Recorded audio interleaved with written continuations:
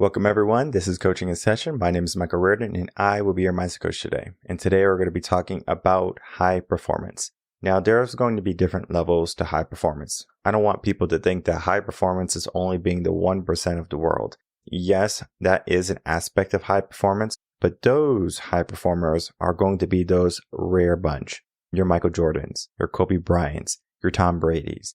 Those are going to be your highest peak performers. They will sacrifice everything. They have a different mindset. They go beyond the standard. They go beyond the average. They go beyond what people are doing around them. They say, I'm going to elevate beyond what anyone else will fathom. And that is a mindset. That is a mindset that not everyone has. Most people can fall into the realm of a mid-peak performer where you want good, you want abundance. And let me tell you, that life is really good. You can be a multimillionaire. You can have big house, big cars, good relationships, all of that can happen in that mid-level. However, the people who are on the highest level, those are your legacy people. Those are the people that the world will never forget. If you say their name, everyone knows who they are. And you have to ask yourself, do you want your name to be remembered like that? Sometimes people, they get into this way of thinking where they want to make a name for themselves. They want to get views on TikTok and they want to be content creators and they want to get views and money because people like money. Yet they're happy once they get 1 million followers and I got 1 million followers. I got my YouTube plaque and that is all I need. But yet, how many people in the world? About 8 billion people. 1 million is insignificant. Is that milestone amazing? Yes, it is. Not many people will achieve that. Maybe even 1% of the people will achieve that. But even if 1% of the people achieve that, it does not mean that you are one of the peak high performer 1%ers. Because it's about competition. It's about mindset. It's about what you want to put in your day. Some people want to give a partial little bit. Some people want to give every ounce of themselves. And if you don't go to your bed at night exhausted, and I'm talking about exhausted like you just kind of like laugh and you fall asleep. That exhausted because you're just amazed by all the stuff you had to go through that you did, that you accomplished. It's a mindset. It's a journey and it's not easy. However, we can equip ourselves with the knowledge, with the resources that are going to help us get to where we want to be. How do we do that? Well, today's conversation, we're going to be talking with a high performance coach, Roman Fischer, who's going to be helping us understand what high performance is, some steps that we can use to get there, and then, of course, talking about the reason why it's important for you to transform your life today. So let's get into that interview with Roman and myself.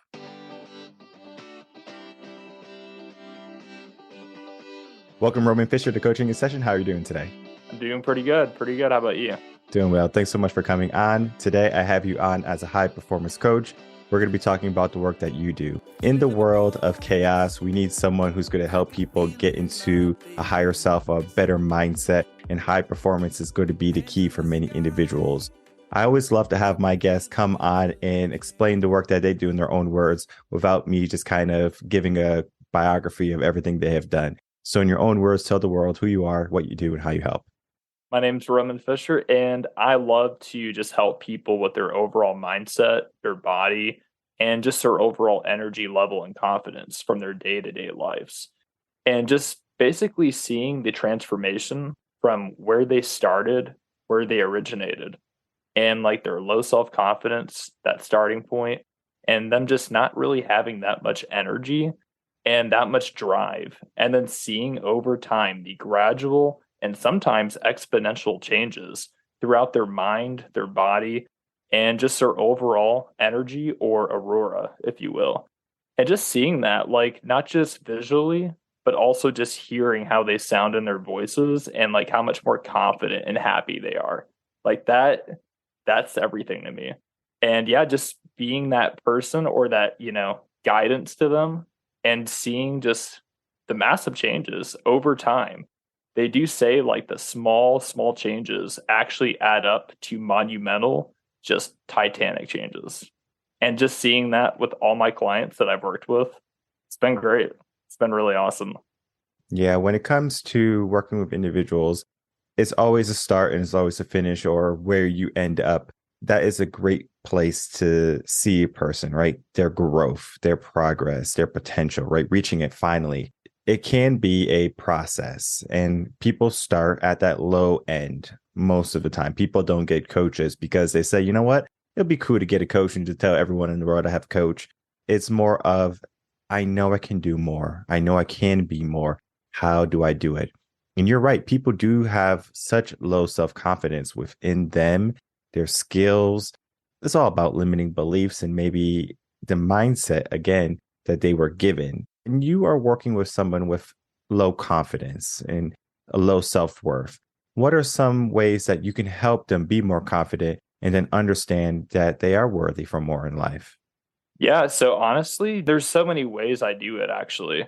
I first and foremost, just analyzing what's making them just feel and look not really confident in whatever goal they have, just seeing whatever they're not really confident in and what's causing them to feel that way.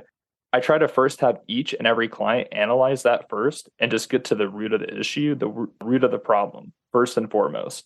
After that, I just have them practice positive self talk and repeating positive affirmations at least 1 to 2 times each and every single day.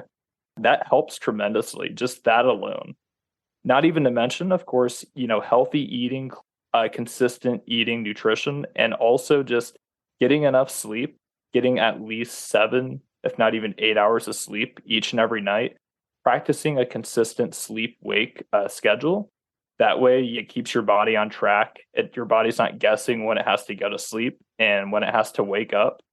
And ultimately, too, just working out, just lifting weights at least 3 to 4 times a week with some cardio, maybe at the very end, just a little bit, nothing too crazy. I don't have my clients do like 1 or 2 hours of cardio a day. I don't do that stuff, but definitely having them do a little cardio at the end just to burn a few extra calories if they're trying to cut down, that is. Now, if they're trying to gain muscle, then I would say I don't usually have them do that much cardio. It's more just strength training and eating more calories. And of course, keeping that protein high either way, whether they are trying to cut down or bulk up, always high protein.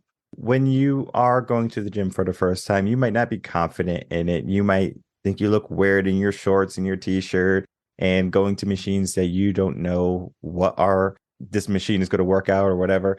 And you just have that, I don't know if it's low confidence or you're just insecure. So it could be a mixture of both, maybe depending on the person. But it is a lot of insecurity. So people don't want to put themselves out there. They don't want to look like they don't know what they are doing. They don't want to be a beginner. But in life, we are all beginners in many of the things we do. When we go to school for the first time, we are beginners, we are learners. And at some point, there's a shift in our mindset where we stop becoming learners and we start just being safe. This is what I'm comfortable in. This is what I'm comfortable with. For example, if you play an instrument, you are going to play the things that you know how to play.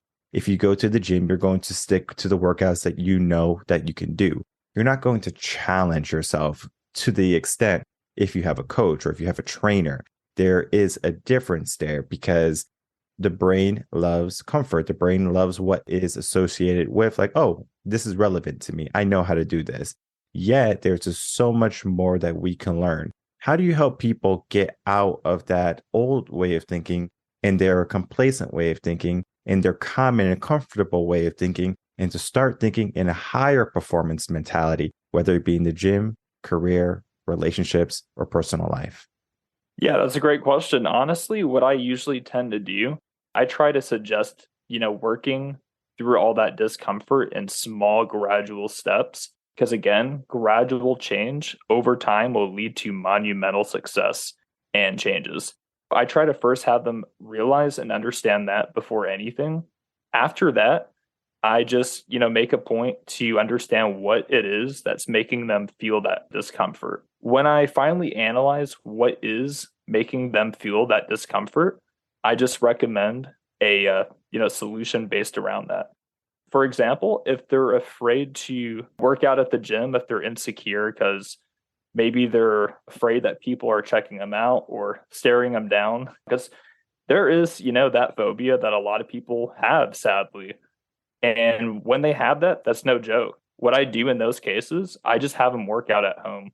Just start with that and then work their way up to maybe working out outside and then maybe working out at a small gym and then go from there and maybe huge big box gym eventually.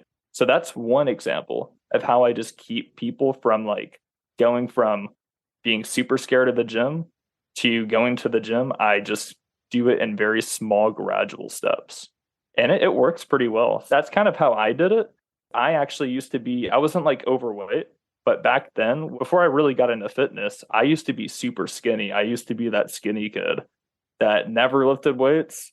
I didn't even eat clean. I just, not even gonna lie, I just ate anything and everything that I set my eyes on.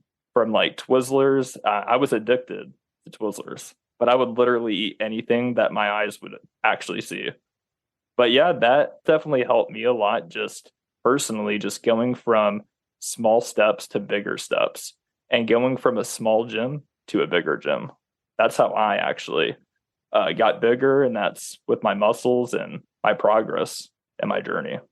Yeah, it's about the small steps sometimes. There's two schools of thought there. You can take the small micro steps, steady, slow and steady wins the race, or you can just jump head first, dive right into the pole, and just get used to everything. It depends on the person. You're right. Because some people just need that, here, take my hand, let's do this step by step. Some people it's like, good luck, see if you sink or swim. And it's all about the mindset of that person. It's not so much of your upbringing or anything. It's just like what makes you tick. For example, if you like Twizzlers, cool, but I might like licorice. It's nothing against you, right? Saying, oh, this guy likes Twizzlers. He doesn't know what true savory delight is, and which is licorice. But I just have a different taste. And so do people have different mindsets. You have to understand your mindset. You do have to understand what works for you and what doesn't work for you. And this is why I love having different coaches on, because different coaches have different beliefs and methodologies when it comes to training people. So you have to find a coach that's like the perfect fit for you. Because if you just kind of find someone who's super militant, like, all right, we're going to the big box gym, but we're not even going to Planet Fitness. We're going to Gold's. We're going to the bodybuilder gym. So we go to these bodybuilder gyms, and you're going in there and you're like literally like a little guy or a little woman just in there. And you are just like, I feel out of place. And that right there is going to just trigger so many things. It's going to like trigger your fight or flight. You're going to have fear. You're going to be even more self-conscious than you would if you were just working out at home, walking around the block, or in a smaller gym. That right there is going to inhibit growth, because it's going to stop you from wanting to go work out, because you're going to say, you know what, it's a little bit too much for me. So we do have to find our temperament and what we are capable of doing at this moment in time. And I believe that is where high performance truly begins. We do have to figure out where we are, because if you don't know what you're capable of, well, then you first have to figure out what you are capable of, because everyone's trying to get this goal. They're trying to get this happiness, success, whatever your goal is, but yet they don't know what they can do. So sometimes we have to sit someone down, make it very relevant to them, saying, hey, this is where you shine. This is where you're good. And this is how we grow from there. And I think people have a hard time with that. Oh yeah, most definitely. I mean, there's a huge like difference between just pure challenge and just utter discomfort. And knowing just the difference between those two, that's powerful. I mean, that's huge. And not trying to like knock Nike or anything, but no pain, no gain. I get the concept and the idea behind that, catchphrase or slogan, but there's a lot of problems with that because it's giving people that mentality or mindset that you just got to go all out and you got to basically feel pain in fitness or your workouts, whatever workouts you might be doing. And I've got to say, that's not really how you do it. I mean, yes, you do want to feel like pain, but not really like pain. Feel that burn more than anything. You want to feel that burn in your workouts and your exercises, but you don't want to, have actual pain and suffering and discomfort. So got to add that in there. Yeah, there's going to be different types of pain, right? So there's a good pain and the bad pain. So you feel sore because you worked out like really good the day before, that's good pain. But if you are like, feeling something in your joints, like it just really hurts when you're like doing a bicep curl, like stop, right? Let's reevaluate. Are you doing the curl correct? And I mean, I cannot tell you how many times I go to the gym and I stop people from doing things wrong. And they're self-conscious. So as soon as I teach them the right way, they run away. They're like, oh, okay, I'm done with this set. It's like I try to do good, but then at the same time, it's like, they're self-conscious because they are doing it incorrectly, but I don't want them to get hurt. I ask myself, would I want someone to come up to me if I was younger, I didn't know how to work out, to say, hey, you're doing that wrong? I would want someone to come teach me. Yes, I would be a little bit embarrassed, but at the end of the day, I grew. At some point, we do have to accept being a beginner. We do have to be embarrassed sometimes and to learn from it, not to be shunned by it, because I think sometimes people, they just get into this mentality of, I have to be perfect, and is so far from that. Oh, yeah. I always love to say, especially to my clients, it's progress over perfection, always progress over perfection, because perfection, it's something that we'd all like to attain or achieve, whatever journey we might be on. But I hate to say it, it's not attainable. And honestly, it's stressing people out if they're trying to attain that, because it is essentially and ultimately unattainable. As long as we can understand that and realize that for ourselves and everyone else around us, that will help a lot of the disappointment just dramatically decrease. And knowing that that's not attainable and that we should really just focus and work on being our best selves and best versions of ourselves. That's what's going to really do it for us for our long-term success. I want to break it up right now into two different categories. You have your performers that want something, and then you have your high performers that don't care, but they want something. I'm going to explain that because it is a concept that we do have to talk about, because I know there's many people who are probably listening to this right now are probably saying, well, I want to be a peak performer. I want to be the highest performer. I want to be the 1%, where they have to operate at a different level. It's not so much of the baby steps. It's not so much of taking things at a time. It's not so much of not feeling the pain. It's like, I don't care what I have to go through. I'll go through hell 50 times in order to be that 1%, to be that high performer. So I want to give the audience two different views of high performance in a low regard and high performance in the highest regard. It doesn't matter which one you pick. Both are going to be more than what you're doing right now, because a lot of people are just in a complacent mindset where they do stuff that's good enough. They can live in the rat race is good enough, but they have so much more potential. They have so much left to give. And even if they tapped into 15% more of that potential, they will be night and day different, living in abundance, happiness, success. All of that can happen with just 15%. Yet some people see that 15% as, oh, well, it's not 100%. We have those two different types of performers. The people who go for the low type of performance, even though, again, you're a high performance coach, you're still helping people be higher performers than what they are. And then you have the peak 1% performers. You can split it up any single way you want, just separating the two from average to extraordinary. Oh, yeah, definitely. The extraordinary people, I would say those are, the clientele. They're the ones that want to usually compete in professional shows, whether it be men's physique, classic bodybuilding, men's bodybuilding, whatever division they're in or want to be in or want to go for competing. Those are definitely the more high performance 1%ers, so to speak. And they're the ones that want to drink 2 gallons of water closer to showtime and then do that sodium manipulation and have a lot of salt. I know I've been there myself. They're the ones I would say that want to just go all out. They're dedicated to work at least 5 to 6, closer to showtime, even 7 days a week, and just doing a lot more cardio to burn extra calories to really lose that weight and burn that fat. And yeah, just really depriving themselves essentially of a lot of calories in the process. Those are the warriors, the 1%ers, if you will. You could call them Roman warriors. I know my name's Roman, so I had to do that. Those are the 1%ers in a nutshell.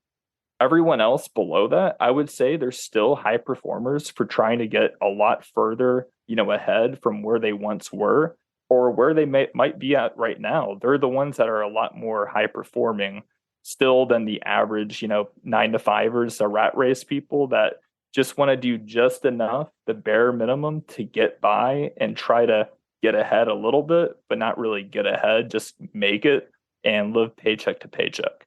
I'd say these people, the mid-level high performers, if you will, they're the ones that don't want to compete, but they still want to see changes on their body and with their mental state.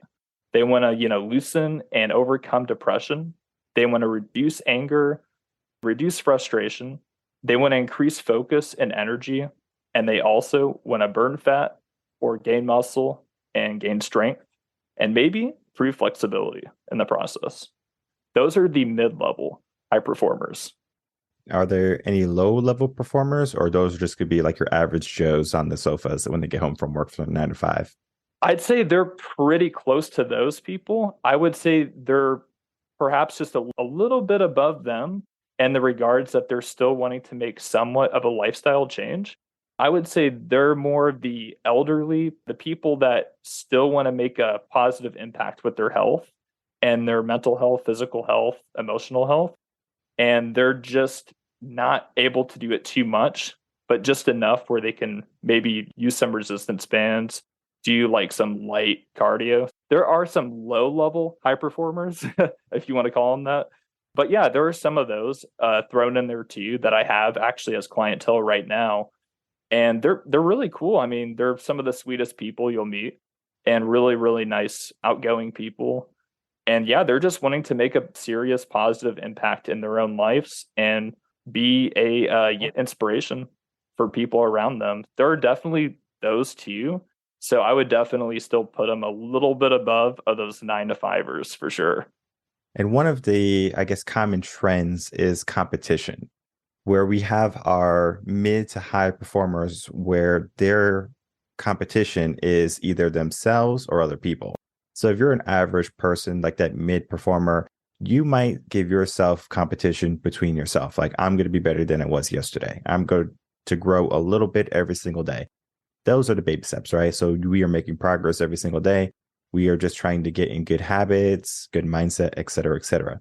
However, you have those high peak performers who are like, I'm beating everyone. I'm going to be number one in my industry. I'm going to be the top seller. I'm going to be the top dog. And there's nothing wrong with that mentality because, again, it's all about the competition. You have like the bodybuilders, Mr. Olympia and stuff like that. They want to be number one. They just don't want to go and compete. Most of them, at least, they want to go be number one, or they want to continually make progress so they can be number one. It is a process. It is a journey, and it's not night and day. And I think people think, oh, coaching in high performance is going to be something that's like a quick fix where you get a session, you work maybe a month together, and then all of a sudden you're a high performer. But we have to rewire our brain essentially. We can start to act that way because if you think about New Year's resolutions, I love this example. We go into New Year's, we're like, I'm going to do all this stuff. And you start off as the highest performer. You're like, I'm beating everyone in the gym. I'm showing up 5 days a week, 6 days, 7 days a week, and I'm going to go run 50 miles a day, whatever it is. Some crazy number. But then 3 months later, they stop. What is that driver there? Is it a temporary boost of motivation, or is it because the foundation of mindset and peak performance wasn't instilled in them? I would say, usually most people that go back to the gym after the new year, I would say typically it's just I can't say this for all people, of course, because everyone has a different mindset and a different situation and setup in their lives. But I would say for the most part, it's that common trend and it's very temporary and then they just fall off. It's kind of like having that 5 hour energy. You got that boost and then you got that crash. That's essentially that's the best analogy I could really come up with probably for how these New Year's resolutions go with the gym and people that go in.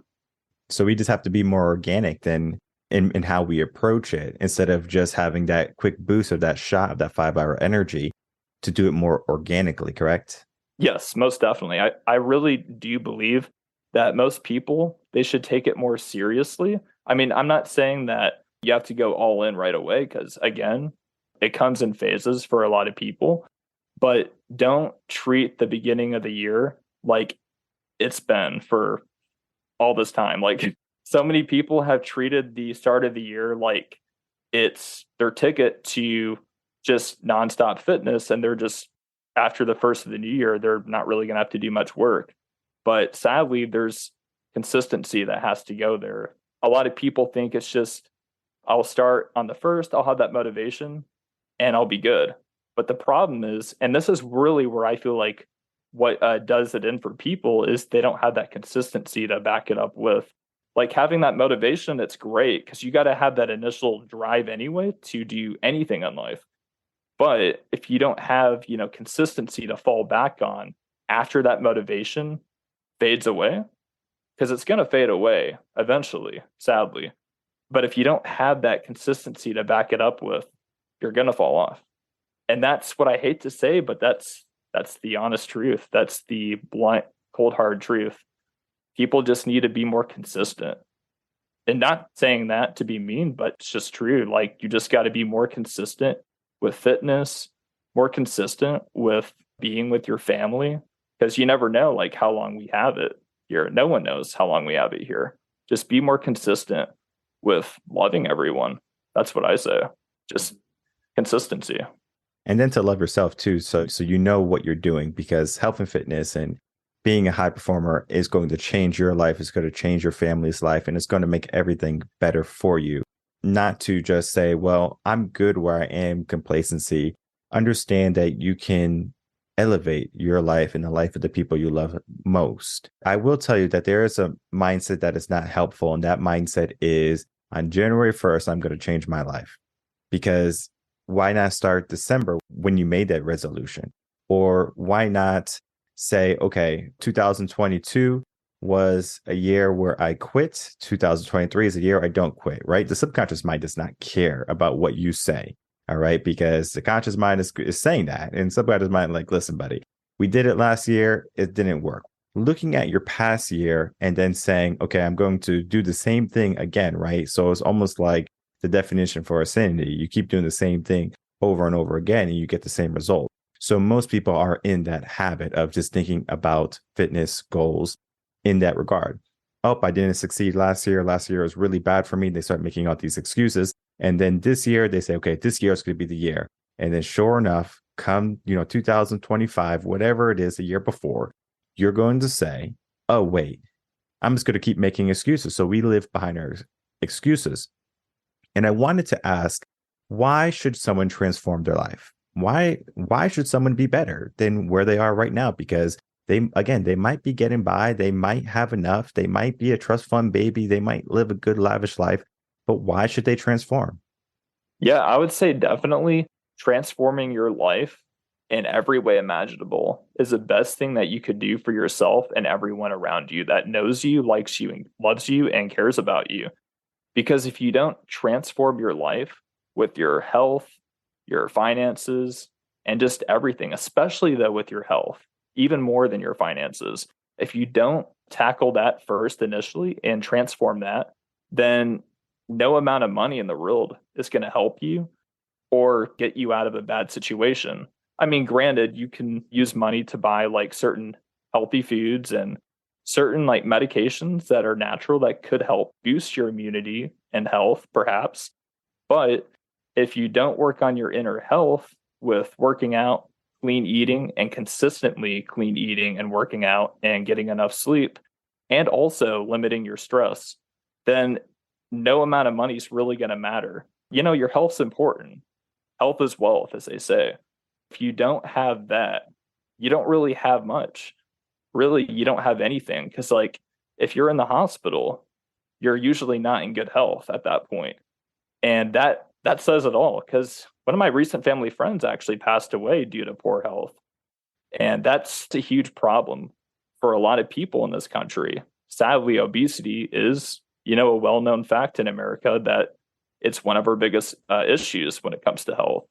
If we could just tackle our health, that would just make it so much better for everyone. And just the overall stats of our country would definitely be a lot better too, as a whole.